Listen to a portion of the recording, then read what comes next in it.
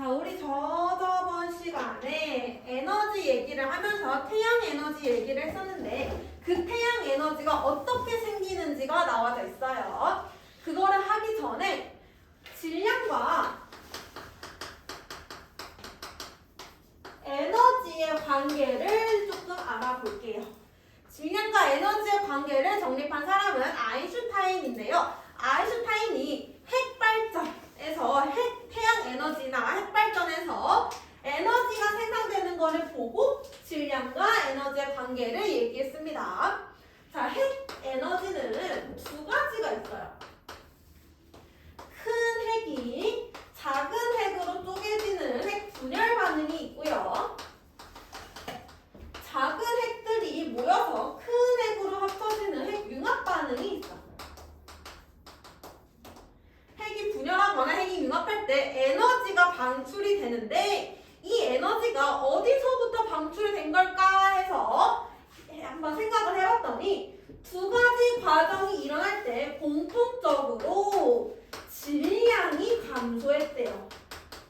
핵의 질량이 감소했대. 그래서 에너지와 질량 사이에 무슨 관계가 있구나. 핵들의 질량이랑 방출된 에너지의 양을 비교해 보니까 어떤 관계식이 나왔냐면 방출된 에너지는 질량 변화에다가 빛의 속력 제곱을 곱한 만큼 방출된다는 것을 알게 되었어요.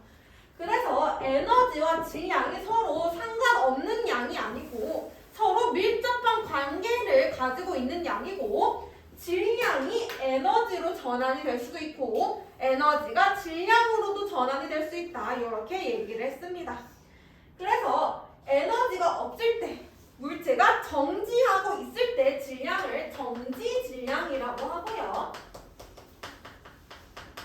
물체가 운동하고 있을 때 질량을 상대론적 질량이라고 해요.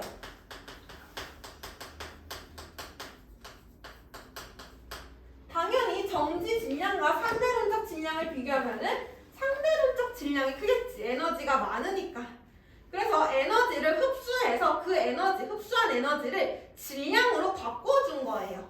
그래서 물체가 운동을 할 때는 질량이 증가한다. 이런 걸 이렇게 알 수가 있습니다. 그래서 에너지라는 거는 결국에 질량이 변할 때 그 질량만큼 에너지를 흡수하거나 방출을 하게 되는데 그래서 핵 에너지도 마찬가지로 질량이 감소할 때 그 질량 때문에 핵 에너지들이 방출이 되는 거예요.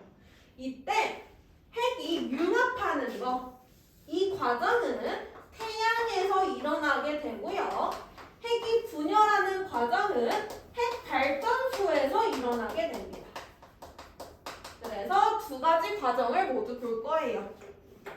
자, 핵 융합부터 해볼게.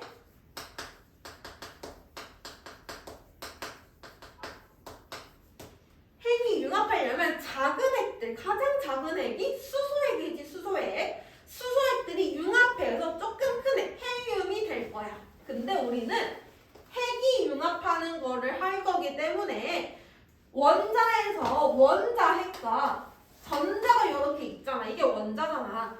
근데 전자가 붙어 있으면 핵들이 융합을 못 해요. 그래서 전자를 분리시켜낼 거야. 언제 분리가 되냐면 초고온 상태에서. 그래서 태양을 보면은 태양의 대류층, 곡상층 안에 핵이 있지. 핵이 엄청 초고온 상태야. 온도가 1500만 켈빈 정도 되는 온도거든요. 엄청 온도가 높아요. 그래서 태양에서 핵 융합 반응이 일어날 수 있는 거고 초고온 상태가 되면은 원자핵과 전자가 분리가 됩니다. 우리는 이 상태를 플라즈마 상태라고 해요. 플라즈마 상태가 되어야지 핵융합이 일어날 수 있는 거야. 그래서 태양에서는 플라즈마 상태로 존재하게 되고 핵융합이 일어나게 된다. 그래서 수소핵들이 융합해서 헬륨핵이 될 건데 수소에는 여러 가지 수소가 있어요. 동위원소 들어봤죠? 동위원소라는 거는 같은 원소인데 양성자 수가 똑같은데 중성자의 개수가 달라서 질량수가 다른 거를 동위원소라고 해요. 수소는 질량수가 1인 수소가 있고요. 위에 적는 게 질량수, 아래 적는 게 양성자 수죠. 질량수가 2인 수소가 있고요. 질량수가 3인 수소가 있어요. 헬륨은 질량수가 3인 헬륨이 있고요. 질량수가 4인 헬륨이 있어요. 그래서 핵융합을 할 때 동위원소가 등장하게 됩니다. 태양 안에는 질량수가 1인 수소가 가장 많아요. 그래서 얘네 두 개가 융합을 하는 거야, 처음에. 근데 융합할 때 주의할 점은 질량은 감소하는데요. 질량수는 일정해요. 질량이랑 질량수는 다른 거잖아. 질량은 물체의 고유한 양이고 질량수는 그냥 양성자와 중성자의 개수를 합한 값이야. 그죠? 그래서 양성자와 중성자가 없어지는 게 아니고 양성자와 중성자의 질량이 각각 감소하는 거야. 알겠죠? 없어지면 안 돼요. 새로 생길 수도 없고요. 그래서 여기에도 양성자와 중성자는 없어질 수 없어. 얘네 두 개가 융합하면은 질량수가 2인 수소 하나가 만들어지고요. 양전자라고 하는 게 튀어나와. 양전자는 양의 성질을 띠는 전자다. 그냥 그렇게 간단하게 생각해도 돼. 자, 그래서 얘는 양의 성질, 양성자처럼 생각하면 돼요. 얘랑 수소 하나 있으니까 양성자 개수 2개고요. 양성자 개수 2개고요. 질량수가 2입니다. 얘는 전자라서 질량수가 없어요. 질량수가 2입니다. 질량수 일정하지? 그 다음에 얘가 또 수소와 만나서 헬륨이 돼요. 질량수 더하면 3. 얘 더하면 2. 얘는 빠져나가는 값이야. 이렇게 질량수 일정. 이 과정이 한 번 더 일어나.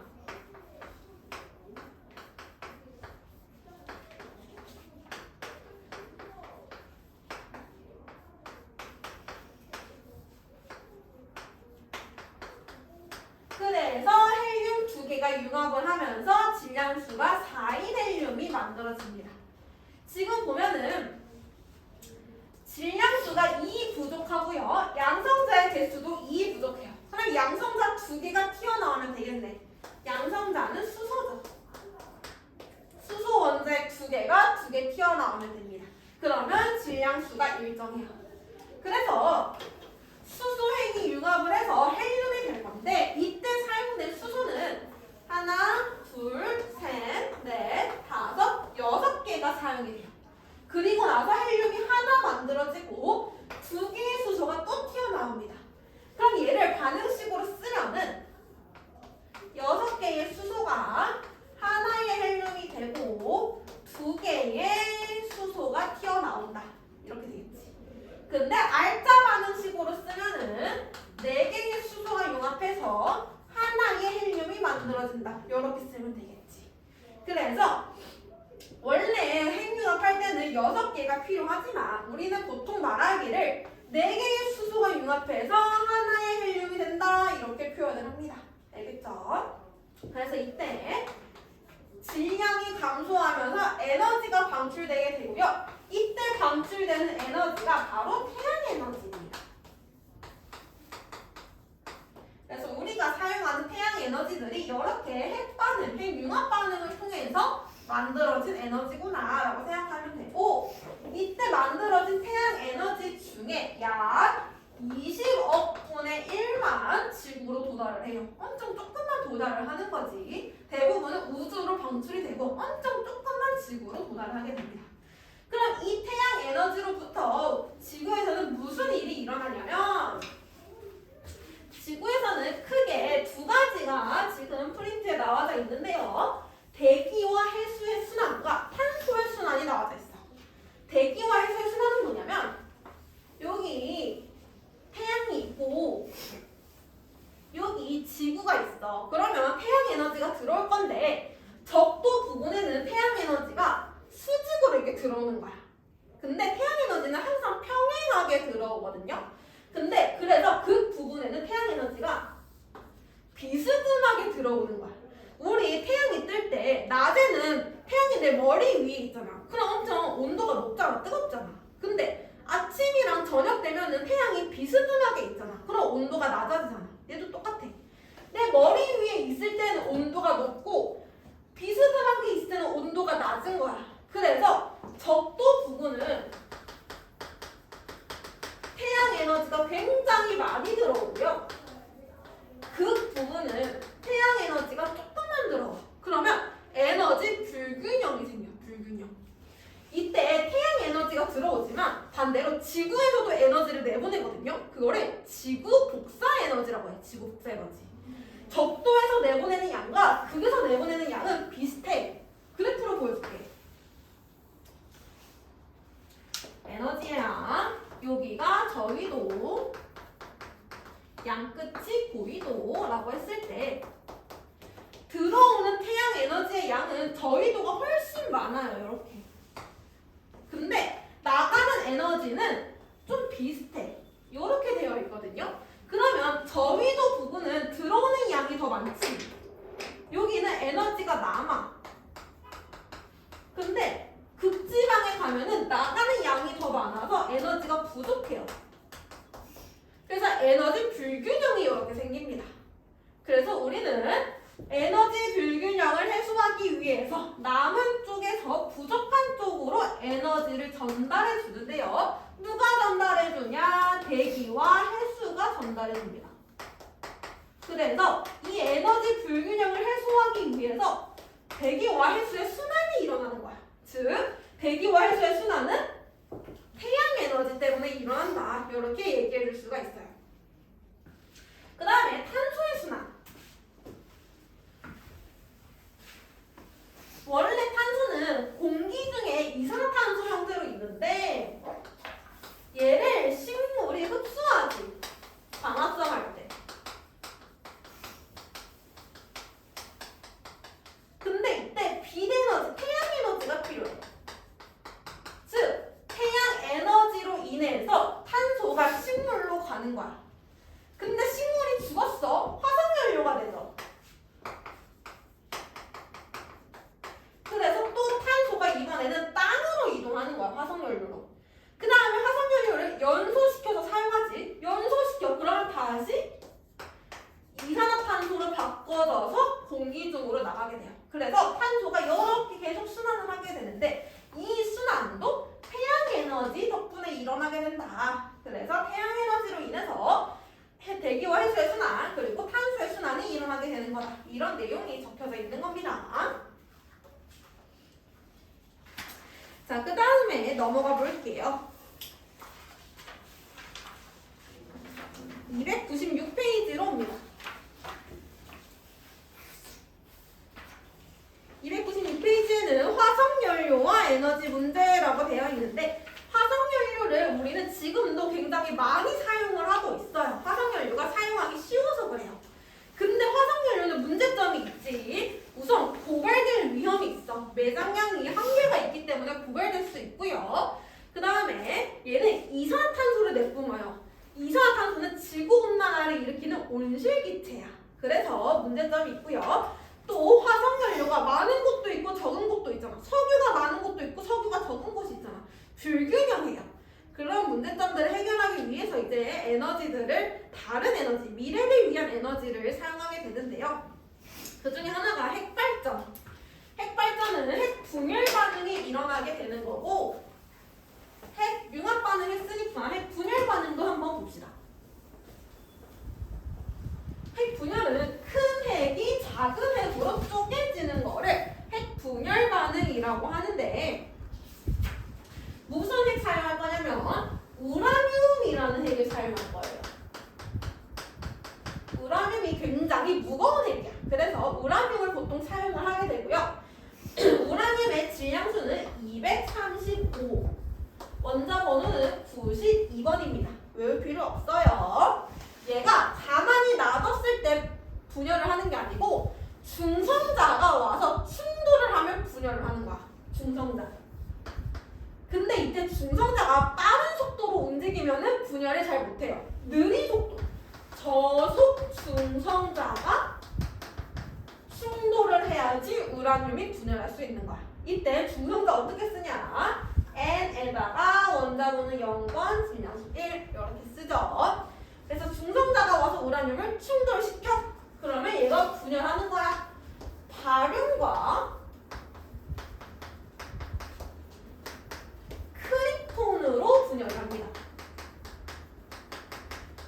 바륨 56번, 141, 크리톤 36번, 92. 자, 질량수를 한번 볼게요. 분열을 하기 전에 질량수 235에다 중성자 1개 236이었어. 양성자 수 92였어. 그래서 분열을 했더니 질량수가 2개 더해주면 233개고 양성자의 개수는 92개야. 지금 질량수가 3개 적어. 뭐가 부족한 거야? 양성자 개수는 똑같네. 뭐가 없는 거? 중성자가 없는 거야. 중성자가 3개가 없는 거야. 그래서 여기서 중성자가 3개 튀어나오면 되겠지. 이렇게 하면 식이 맞지. 질량수 일정하고요. 이때 에너지가 방출되는 거예요. 이 에너지를 핵 에너지라고 한다. 이렇게. 그래서 중성자가 튀어나오기 때문에 이 중성자는 또 우라늄한테 가서 우라늄을 분열시킬 수 있어. 그럼 또 우라늄이 분열되고 또 중성자가 나와. 그럼 또 분열시킬 수 있어. 이런 식으로 핵 분열은요 굉장히 연쇄적으로 일어나요.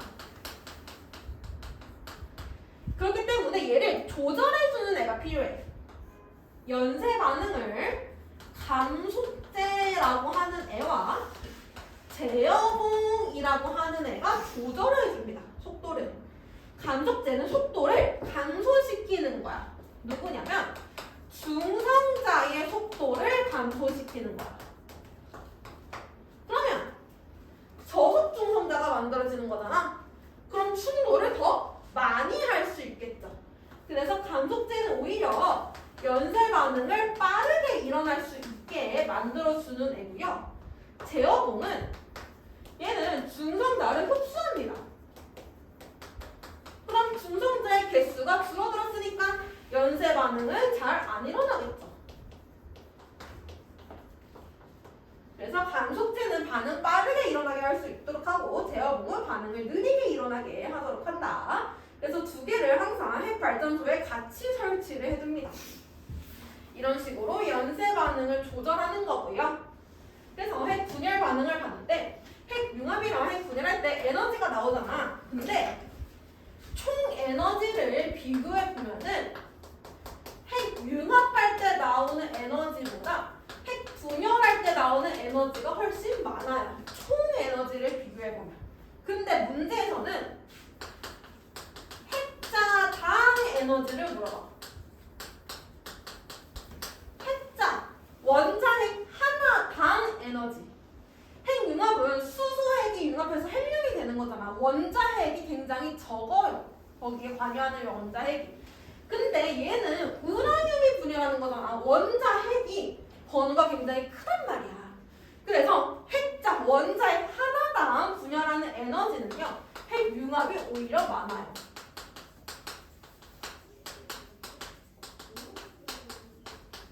그래서 총 에너지는 핵 분열이 많지만 핵자당 에너지는 핵 융합이 더 많다. 이렇게 이해해 주시면 됩니다.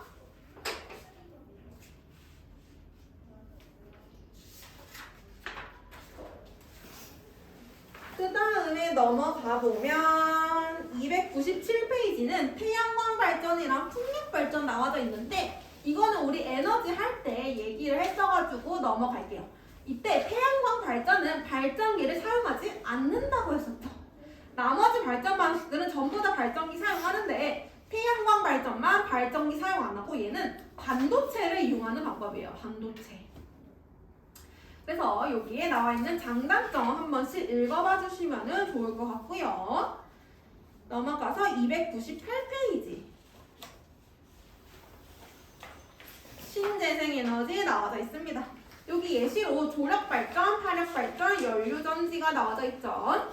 조력발전은 밀물과 썰물 이용하는 밀물 때 물이 들어와. 그리고 나서 문을 닫아. 그 다음에 썰물 때 물이 나가죠. 문을 열어. 그럼 물이 나가면서 발전기의 터빈을 회전시켜줍니다. 이렇게 하는 게 조력발전이고, 화력발전은 파도가 직접 회전시키는 건 아니야. 화력발전은 공기를 이용하는 거야. 공기. 화력발전소를 여기 설치해. 터빈이 여기 있어요. 이렇게. 그 다음에 여기에 내가 문을 막아놓는 거야. 그러면 이 안에 공기가 들어가 있는데 파도가 들어오잖아. 여기 물이 차. 이 상태야. 이 상태에서 문을 막은 다음에 파도가 치고 파도가 나가면 여기 공기 입자는 그대로 있는데 부피가 커졌잖아. 보이네 맞지? 부피가 커졌네. 압력 어떻게 돼? 작아지겠죠? 부피 커지면 압력 작아지잖아. 풍선 누르면 부피 작아지면서 압력 커지잖아. 그지? 그래서 파도가 나가면서 부피 커지고 압력은 작아져요. 이 상태에서 내가 문을 열면은 밖에 있는 공기가 압력이 더 큰 상태, 대기압이 더 큰 상태. 그럼 공기는 압력이 큰 쪽에서 작은 쪽으로 이동을 합니다. 이게 바람이에요, 바람. 그래서 공기가 이렇게 이동하면서 터빈을 돌려주는 거야. 이게 파력발전의 원리예요. 그래서 파도가 직접 치는 게 아니고 공기를 이용한 발전 방식이고요. 세 번째, 연료전지. 연료전지는 수소기체와 산소기체를 이용한 건데 한쪽에는 수소기체를 넣어주고 한쪽에는 산소기체를 넣어줍니다. 그러면 이 안에서 수소기체가 수소이온으로 바뀌어요. 그리고 나서 여기에 극을 걸어주는 거야. 도선을 연결해주는 거야. 그럼 전자가 도선을 통해서 이동을 하거든요. 전자가 도선을 통해서 이동했네? 전류가 흘러야지. 전자가 움직였으니까. 그래서 여기서 전기에너지가 나와. 전기에너지를 만들어내는 거야. 그리고 나서 수소이온은 여기로 이동을 해. 그리고 내가 여기에 산소를 넣어줘. 그러면 전자도 여기를 이동했잖아. 여기서 수소와 전자와 산소가 만나면서 물이 만들어지는 거야. 그럼 나는 수소기체와 산소기체만 넣어줬을 뿐인데 전기에너지가 발생했고 그리고 나서 물이 발생했다. 물은 찌꺼기가 아니잖아. 노폐물이 아니잖아. 환경에 아무런 영향을 안 주잖아. 그래서 얘는 굉장히 친환경적인 방법이에요. 친환경. 물밖에 안 나오기 때문에. 그래서 수소와 산소기체를 이용해서 전기 에너지를 발생시키고 물이 나오는 거를 연료전지라고 합니다. 굉장히 친환경적인 방법이고요. 넘어가 볼게요. 299. 밑에 보면은 적정기술 한번 볼게요. 적정기술. 적정기술은 뭐냐면 아프리카 같은 데 보면은 전기에너지가 별로 없지. 그래서 그런 곳에서 전기를 사용하지 않고 굉장히 친환경적으로 에너지를 발생시키는 거를 적정기술이라고 얘기해줘요. 그래서 적정기술이 되기 위해서는 조건이 있어. 여기 보면은 현지 자원을 활용해야 되고요. 주변에서 구하기 쉬운 걸로 만들 수 있어야 돼. 그 다음에 현지 문화나 환경에 적합해야 하고요. 유지 비용이 적거나 없어야 해. 그래야 누구든지 사용할 수 있겠지. 그리고 친환경적이어야 되고 단순하면서 효용이 커야 되고 전기에너지를 사용하지 않아야 된다. 그래서 이러한 조건을 만족시켜야 적정기술이 될 수 있고 예시를 한번 보면은 생명빨대. 생명빨대는 아마 광고 같은 데서 많이 봤을 거야. 오염된 물에다가 그냥 빨대로 물을 마시면은 그냥 그 빨대에서 정수가 돼서 올라오는 거야. 깨끗한 물만. 그래서 어디든지 깨끗한 물을 마실 수 있게 만든 거를 생명빨대라고 하고요. 큐드럼은 물통이에요. 물통. 근데 바퀴 모양의 물통이야. 물통을 이고 다니기가 무거우니까 바퀴 모양으로 만들어서 얘를 끌고 다닌다는 거지. 쉽게 이용할 수 있도록. 그 다음에 페트병 전구는 페트병 안에다가 물을 담그고 그리고 그거를 매달아놔 집에. 그리고 나서 햇빛이 들어오면 빛이 물에서 산란이 일어납니다. 산란이 일어나서 거기에 불을 밝혀주는 원리. 이런 거고요. 항아리 냉장고는 옛날에 우리 많이 사용하는 거죠. 옛날에 냉장고 없을 시절에 땅속에 항아리로 묻어놨었죠. 그런 것들이 항아리 세탁기, 냉장고. 페달 세탁기는 페달 밟으면은 세탁기 회전하면서 운동하면서 세탁되는 것. 와카오토탑은 그물 같은 게 있어요. 여기에 그물이 이렇게 있고 이 위에서 수증기가 떨어지면서 와카오토탑을 통과하고 나면은 여기에 물이 돼요. 수증기가 응결하면서.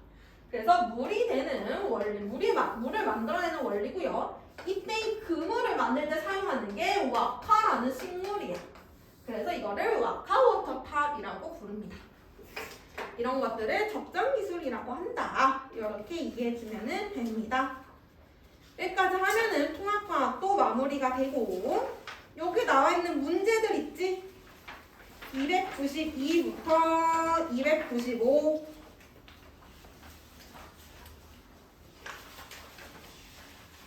그리고 303부터 끝까지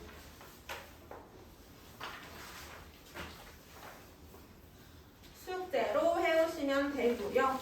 다음 주에 시험은 이걸로 볼게요. 여기 나와 있는 개념으로 시험 1일 테스트 볼 거니까 공부해오시고 남은 시간 동안 숙제 조금 하다가 50분에 맞춰주겠습니다. 307부터 307?